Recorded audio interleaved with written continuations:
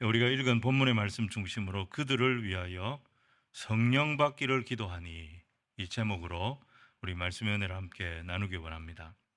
여러분, 오늘 본문 말씀을 잘 보시면 예루살렘에 있는 사도들이 사마리아 사람들이 복음을 듣고 하나님 말씀을 받아들였다, 이 소식을 듣고는 베드로와 요한을 사마리아로 보냈다 그랬습니다. 베드로와 요한이 와서 확인을 해보니까 아직 이들은 예루살렘 성도들이 받았던 성령을 받지 못했던 것입니다. 그리고 오직 주 예수의 이름으로 세례만 받았을 뿐이었다, 이걸 확인했습니다. 그래서 이 두 사도가 사마리아 성에 믿는 자들에게 안수하고 기도했더니 비로소 오순절에 예루살렘 교회에 임했던 그 성령께서 이곳 사마리아 땅에도 임하셔서 사마리아 사람들도 성령을 받았다, 이 내용이 오늘 말씀의 내용입니다. 여러분, 여기서 예수 이름으로 세례를 받았다는 것은 물 세례를 말하는 거죠. 그리고 사도들이 안수할 때 성령이 임했다라고 하는 것은 성령 세례라고 말할 수 있습니다. 오늘은 우리가 이걸 좀 살펴보려고 합니다. 물 세례와 성령 세례, 이 어떤 관계인지, 그리고 성령 세례와 성령 충만, 이건 또 무슨 관계인지, 오늘 본문과 또 성경 여러 곳의 말씀을 찾아가면서 우리가 이 부분을 오늘 정리할 수 있는 시간이 됐으면 좋겠습니다. 첫 번째는 뭐냐? 물 세례와 성령 세례입니다. 여러분, 개혁주의 성령론을 짧게 이렇게 정리를 해드리면 첫 번째가 뭐냐? 성령님은 구원주이신 그리스도를 증거하는 영이시라는 거예요. 다시 말씀드릴게요. 성령님은 구원주이신 그리스도를 증거하는 영이시라는 거예요. 요한복음 16장 14절에 예수님 말씀하셨어요. 그가, 성령님이 뭐 한다고요? 내 영광을 나타낼 것이다. 성령님이 하시는 가장 중요한 일이 뭐냐? 자기를 나타내고 자기를 드러내는 게 아니에요. 그리스도를 높이고 그리스도를 드러내는 거예요. 이게 성령님이 하시는 일이에요. 두 번째는 뭐냐면은 성령님은 우리의 중생부터 중생, 칭의, 성화, 영화까지, 우리가 하나님 앞에 가는 그 순간까지, 구원의 전 과정이죠. 구원의 전 과정에 개입하시는 영이 성령님이십니다. 이 모든 구원의 과정에서 성령님은 그러면 어떻게 역사하시느냐? 말씀과 함께 역사하십니다. 성령님은 말씀을 통해서 우리가 깨닫게 합니다. 내가 예수 그리스도의 은혜의 보혈이 아니면 하나님 앞에 설 수 없는 죄인이라는 사실을 깨닫게 하십니다. 말씀을 사용하셔서 그 구원주 예수님을 내 마음의 구원주로 모시기로 결단하는 믿음을 갖게 하십니다. 그리고 그 주님을 사모하고 그 주님의 말씀을 사랑해서 그 말씀에 기꺼이 순종하는, 그래서 내가 예수 그리스도를 닮은 사람으로 자라가도록, 이게 성화죠. 이걸 성령님이 하십니다. 여러분, 성경은 예수님, 성령님께서 사용하시는 도구입니다. 그래서 우리가 성령의 감동으로 되어진 이 성경은 우리가 읽을 때에, 또 우리가 이렇게 예배 시간에 말씀으로 들을 때에, 우리가 이 성경을 공부할 때에 성령께서 이 말씀을 통해서 무엇을 보게 하시느냐? 예수님이 어떤 분인지, 예수님이 얼마나 영광스러운 분이시고 예수님이 우리를 얼마나 사랑하시는지를 보게 하시고, 그 예수님의 말씀, 하나님의 말씀, 이 성경 말씀에 기꺼이 순종하도록 인도하십니다. 이게 성령의 조명하심입니다. 그러니까 개혁신학에서는 이 성령 사역은 하나님의 말씀을 통해서 구원의 전 과정에 성령님이 개입하시고 성령님이 우리를 인도하신다, 이게 성령의 사역입니다. 근데 오늘 사도행전 8장 14절로 17절 이 내용을 보면 이게 아닌 것 같아요. 물 세례와 성령 세례가 별개인 것처럼 보입니다. 자, 우리 14절로 17절 한번 같이 한번 읽어보겠습니다. 시작. 예루살렘에 있는 사도들이 사마리아도 하나님의 말씀을 받았다 함을 듣고 베드로와 요한을 보내매 그들이 내려가서 그들을 위하여 성령 받기를 기도하니, 이는 아직 한 사람에게도 성령 내리신 일이 없고 오직 주 예수의 이름으로 세례만 이에 두 사도가 그들에게 안수함에 성령을 받는지라. 사마리아인들은 확인해 보니까 예수님 이름으로 세례는 받았습니다. 근데 성령은 아직 사마리아 땅에 임하지 않았다는 것입니다. 그래서 사도들이 이들을 위해서 안수합니다. 그때 성령 세례가 임하게 됩니다. 이걸 보면, 단순하게 보면 물 세례 따로 성령 세례 따로 이 두 세례는 별개의 세례가 맞는 것처럼 그렇게 보여집니다. 근데 우리가 여기서 알아야 될 것이 뭐냐면, 사도행전은 교회가 출발하는 특별한 상황 속에 기록되어진 성경입니다. 또 하나는 사마리아와 유다는 아주 역사적인 깊은 사연이 있는 관계입니다. 수백 년 동안 사마리아인과 유대인들은 깊은 반목과 갈등, 그 골이 아주 깊었습니다. 나라도 오랫동안 서로 다른 나라였어요. 남쪽은 유대 나라였고 북쪽은 이스라엘 나라였고 이 나라가 다른 나라였습니다.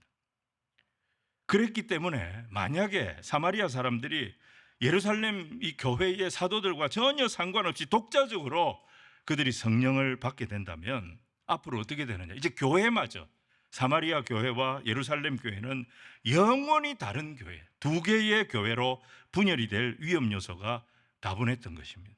그래서 하나님은 누구를 보내시느냐, 정통성을 가진 사도들을 예루살렘에서 오게 하십니다.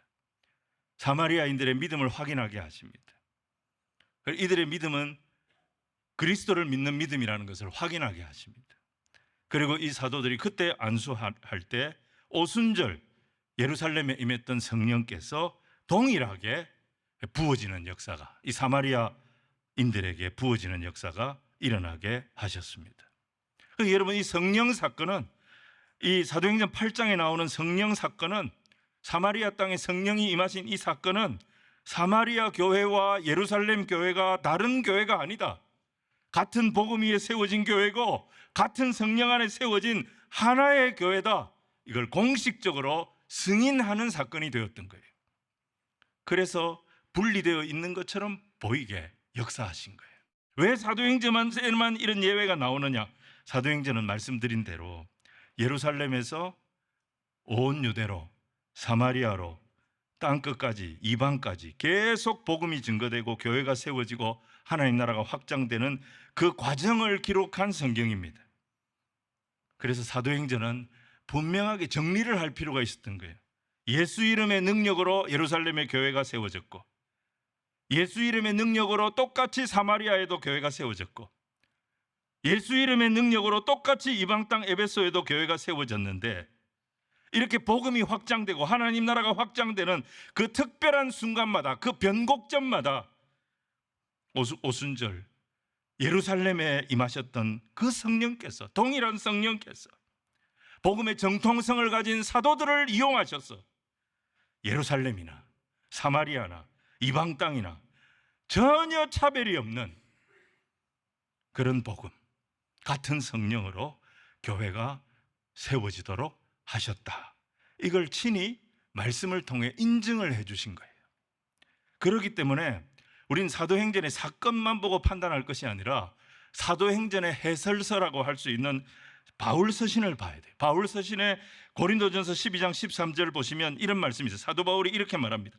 우리가 유대인이나 헬라인이나 종이나 자유인이나 여기에 다 그랬습니다.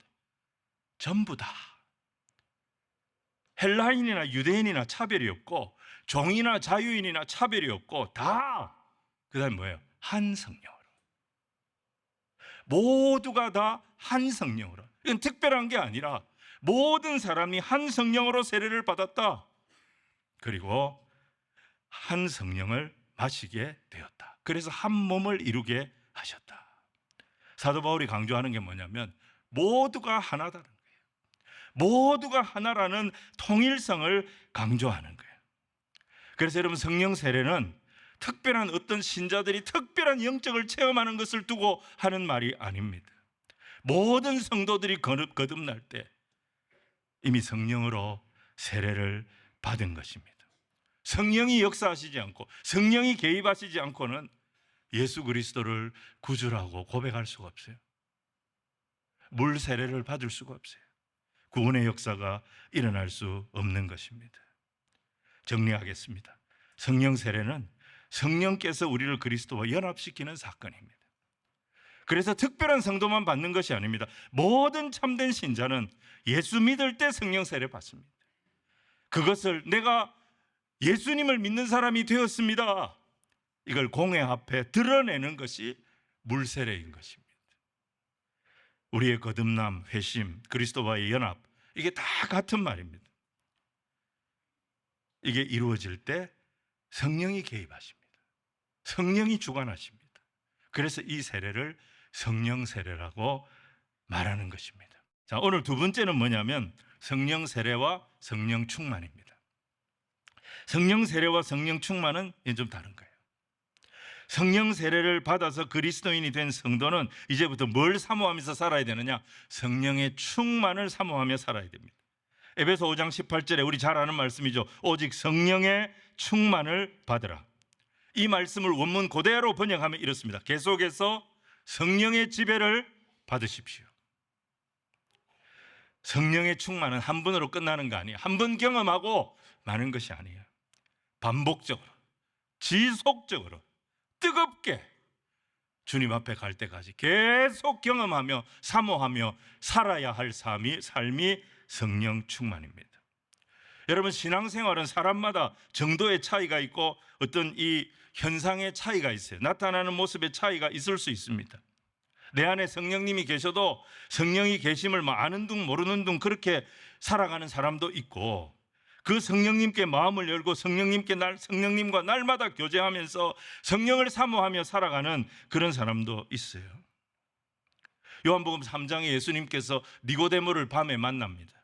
니고데모 만나서 제일 먼저 하신 말씀이 성령 세례에 대한 말씀을 하십니다. 5절로 7절인데 우리 같이 한번 읽겠습니다. 시작. 예수께서 대답하시되 진실로 진실로 내게 이르노니 사람이 물과 성령으로 나지 아니하면 하나님의 나라에 들어갈 수 없느니라. 육으로 난 것은 육이요 영으로 난 것은 영이니 내가 내게 거듭나야 하겠다 하는 말을 놀랍게 여기지 말라. 이게 성령 세례예요. 육으로 난 것은 육이고 영으로 난 것은 영이니 네가 다시 태어나야 되겠다, 영으로 다시 태어나야 되겠다, 이 과정을 꼭 거쳐야 된다, 이게 성령님이 하시는 일이다, 이걸 설명해 주는, 이걸 이상하게 생각하지 마라, 이게 성령 세례예요. 이어서 예수님은 니고데모에게 성령 충만에 대해서 가르칩니다. 성령 충만을 예수님이 어떻게 설명하시느냐? 성령의 영향력을 느끼며 사는 삶이라고 설명하십니다. 8절을 우리 같이 읽겠습니다. 시작. 바람이 임의로 불매 네가 그 소리는 들어도 어디서 와서 어디로 가는지 알지 못하나니 성령으로 난 사람도 다 그러하니라. 바람이 불면 그 바람이 보이지는 않습니다. 하지만 바람이 분다는 것을 우리는 다 느끼게 됩니다. 성령으로 난 사람에게 똑같습니다. 성령의 영향력이 나타난다는 것입니다. 다른 말로 하면 성령으로 난 사람은 내가 이 영향력을 가지고 어떻게 하나님께 쓰임받는 삶을 살 것인가를 고민하게 된다는 것입니다. 우리가 예수님을 믿을 때 성령님 우리 모두에게 임하셨습니다. 근데 어떤 사람에게는 능력이 나타납니다. 근데 어떤 사람에게는 너무 조용한 것 같아요. 그 차이가 왜 생기느냐? 고린도전서 2장 4절에 그 해답이 나와요. 내 말과 내 전도함이 설득력 있는 지혜의 말로 하지 아니하고 다만 성령의 나타나심과 능력으로 하여. 자, 여기 두 가지 표현이 있습니다. 성령의 나타나심 그리고 성령의 능력. 이 차이가 뭐냐? 성령의 나타나심은 내 안에서 내적으로 벌어지는 사건이에요. 성령의 능력은 뭐냐? 외적으로 드러나는 사건일 수 있어요. 여러분, 우리 안에 성령님이 계십니다. 근데 성령님이 계심에도 불구하고 내가 계속 말씀과 어긋나는 삶을 삽니다. 계속 내가 이 죄의 유혹을 이기지 못합니다. 하나님 말씀에 불순종합니다. 혈기 부립니다. 성령님이 안 계신 건 아니에요. 성령이 계시는데 자꾸 옛 습관을 극복하지 못하고 옛 방식대로 살아가는 거예요. 그때 성령님이 말씀을 통해서 우리를 찾아오십니다. 그때 성령님이 사람을 통해서 우리를 찾아오십니다. 그 사람이 친구일 수도 있고 가족일 수도 있고 갑자기 만난 사람일 수도 있어요. 그리고 어떤 사건을 통해서 우리를 찾아오십니다. 말씀하십니다. 너 언제까지 이렇게 살래? 너 언제까지 물에 물 탄 술에 술 탄 이런 삶을 살래? 너 언제 정신 차릴래? 너 언제 회개하고 성령의 사람답게 살래? 이런 마음을 계속 도전하여 주시는 겁니다. 이게 뭐죠? 나타나심이에요. 계속 자극을 받는 거예요. 에베소 4장 30절에 보면 이런 말씀이 있습니다. 하나님의 성령을 근심하게 하지 마라. 그 안에서 너희가 구원의 날까지 인치심을 받았느니라. 구원의 날, 하나님 앞에 서는 날까지 성령께서 우리를 인도하십니다. 성령의 능력 안에서 성령 세례를 받았습니다. 구원의 인침을 받았단 말이에요. 근데 우리의 삶은 어떠느냐? 계속 성령님을 근심하게 하는 삶을 반복해서 살고 있습니다. 야, 네가 계속 이렇게 살아서 되겠니?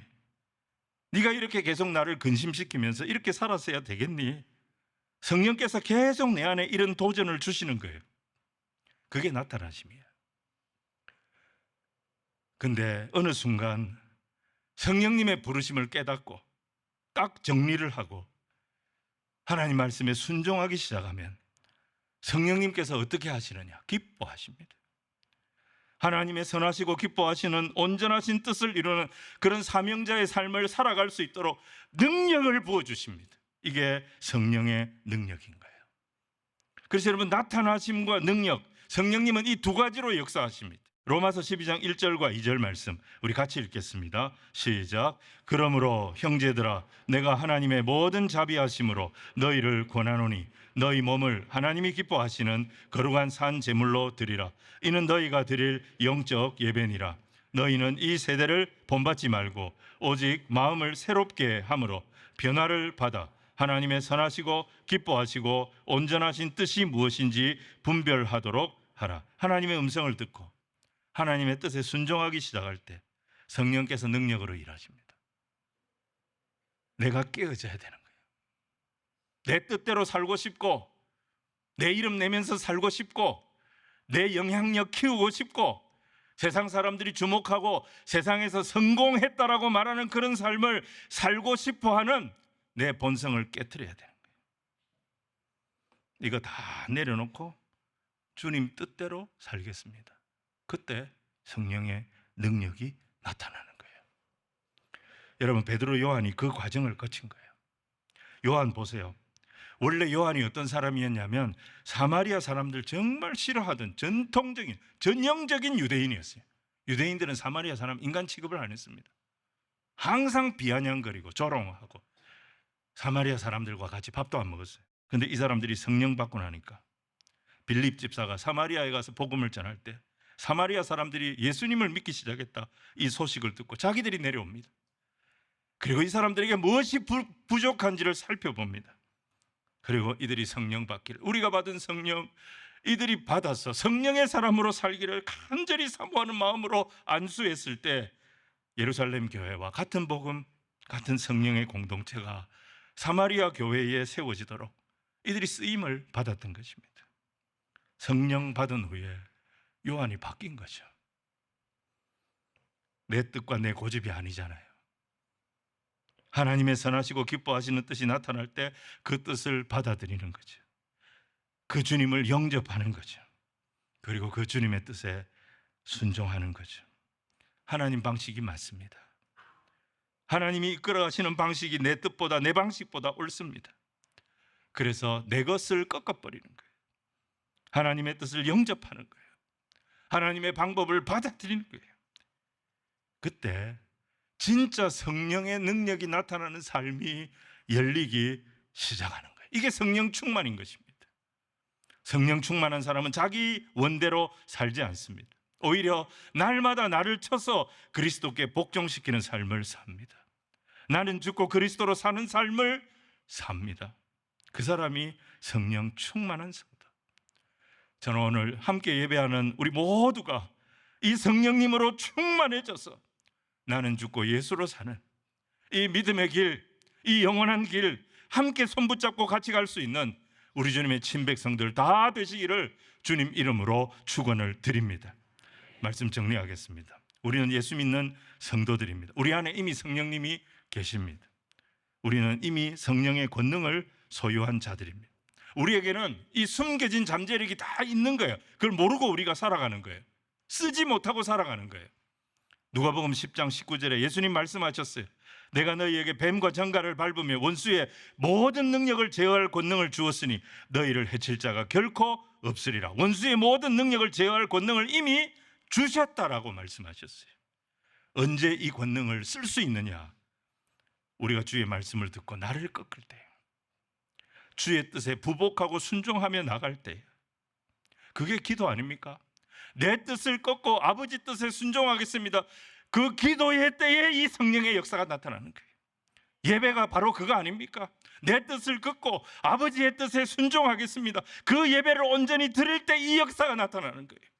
전도하고 선교할 때 내 말을 가르치는 것이 아니라 복음의 미래라는 것. 세상 사람들이 이거 듣겠나 싶은 이 복음을 예수 이름으로 전하기 시작할 때 이 성령의 역사가 나타나는 것입니다. 여러분 25절에 이렇게 마무리가 됩니다. 두 사도가 주의 말씀을 증언하여 말한 후, 이게 뭡니까? 사역이 끝난 후, 이 말 아닙니까? 모든 교회 사역이 끝난 후, 이 말이죠. 예루살렘으로 돌아갈 새, 뭡니까? 이제 사역이 다 끝나고 예배가 다 끝나고 교회에서 머무는 시간이 다 끝나고 집으로 돌아갈 때, 이 말이죠. 그때 이 사도들이 어떻게 합니까?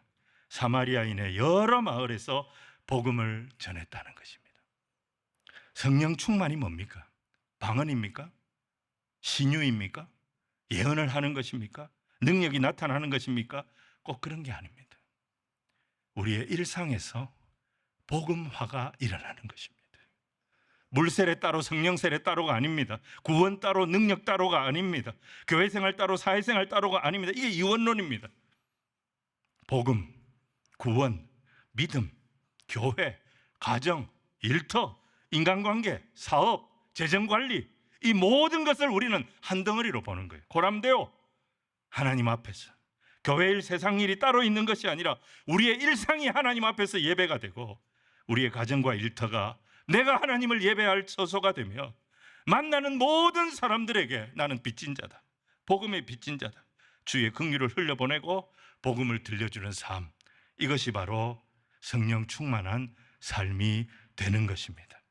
예수님은 가나 혼인잔치에서 물로 포도주를 만드셨습니다. 놀라운 기적을 행하셨죠. 그런데 물이 포도주 되는 것보다 더 놀라운 기적이 있습니다.